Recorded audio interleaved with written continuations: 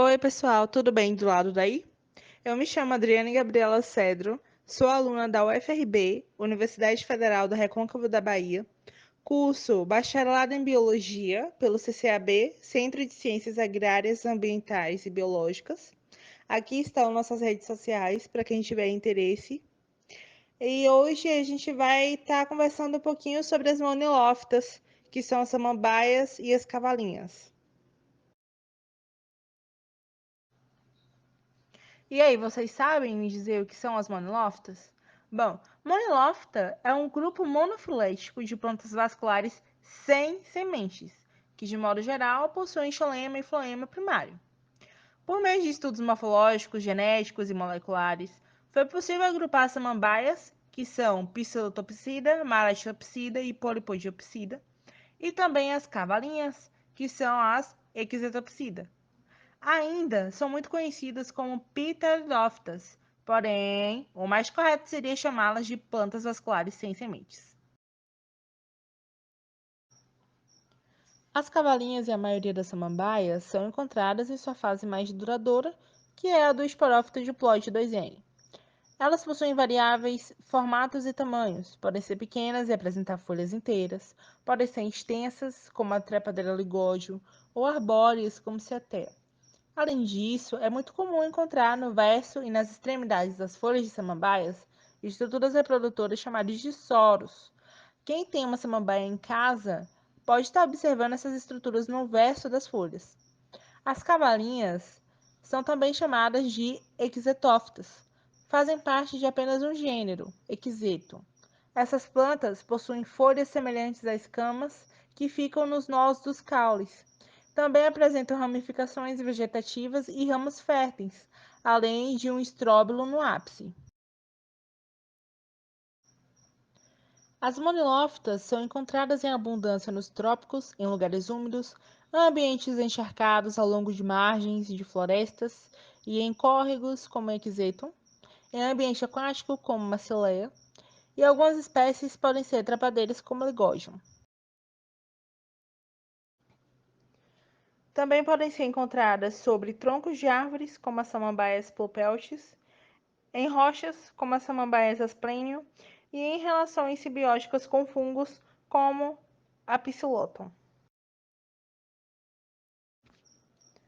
Essas plantas podem ser divididas em leptosporangiadas, como os indivíduos da classe Polypodiopsida, ou eusporangiadas, como os indivíduos das classes Psilotopsida, Maratopsida e Equisotopsida.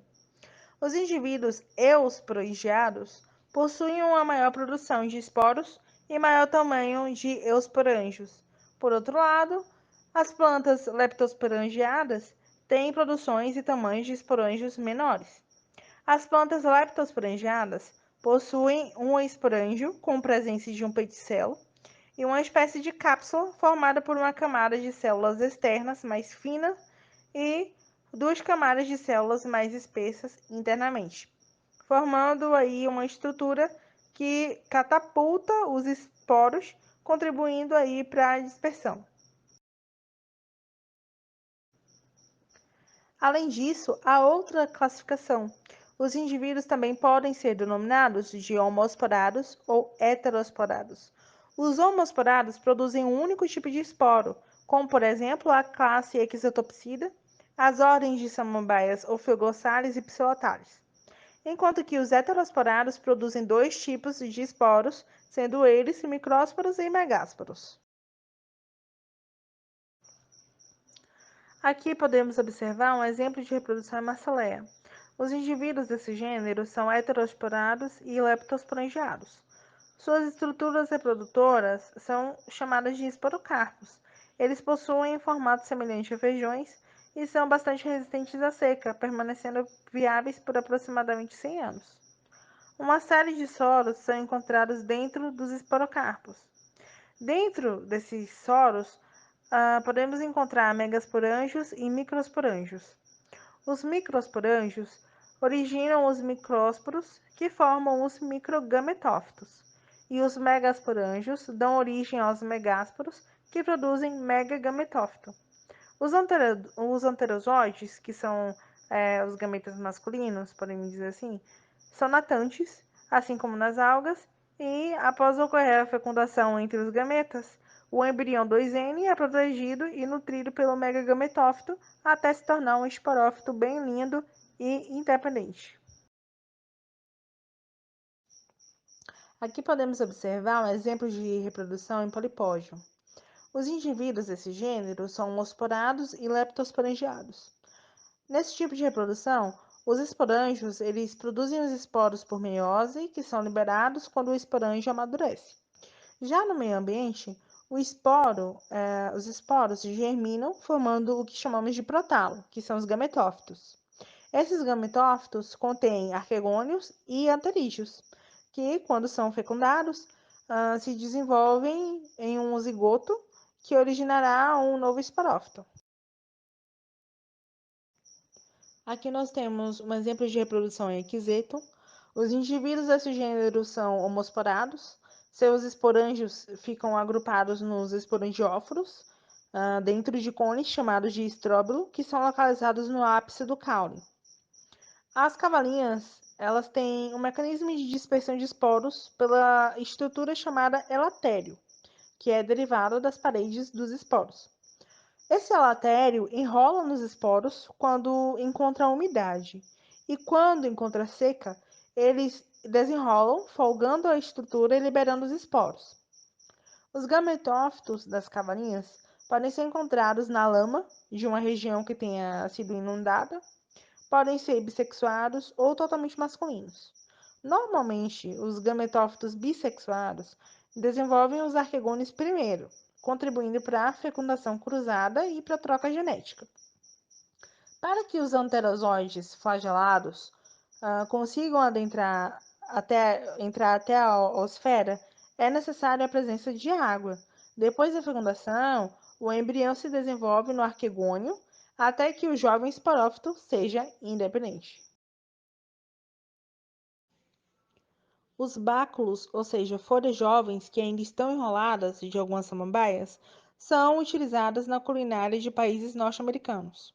As samambaias são utilizadas principalmente como ornamentos, decorando casas, apartamentos, assim como os arranjos em floriculturas. Há quem utilize algumas samambaias para o uso medicinal e alimentício, como o Pteridgium aquilino, que é consumida pela comunidade em várias regiões do mundo, como no Japão, China, Estados Unidos e também aqui no Brasil. Porém, entretanto, todavia, há trabalhos científicos que relatam a toxicidade presente nessa planta, que pode afetar o organismo humano e também de outros animais, como os bovinos. Por outro lado, as samambaias possuem importância ecológica. Elas servem de abrigo para os animais, ajudam na manutenção da umidade das florestas, contribuem para o desenvolvimento de organismos presentes no solo e servem também de substrato para outras plantas, além de serem bioindicadores, chamando a atenção para desequilíbrios ambientais. As cavalinhas são conhecidas nos Estados Unidos como juncos de polimento. Claro que esse é o nome traduzido. Elas são conhecidas assim por causa do seu entrenó, que é enrugado, e que foi muito utilizado para o polimento de utensílios de cozinha, por causa da sílica que é armazenada em suas células. Nas plantas do gênero Equisetum, há uma grande quantidade de minerais, especialmente o silício, e devido a isso possuem potencial agronômico, protegendo a plantação contra pragas e estresses ambientais. As cavalinhas são utilizadas como anti-inflamatórios, diuréticos, cicatrizantes, hipoglicemiante, hipotensor, remineralizante, anticancerígeno e antioxidante.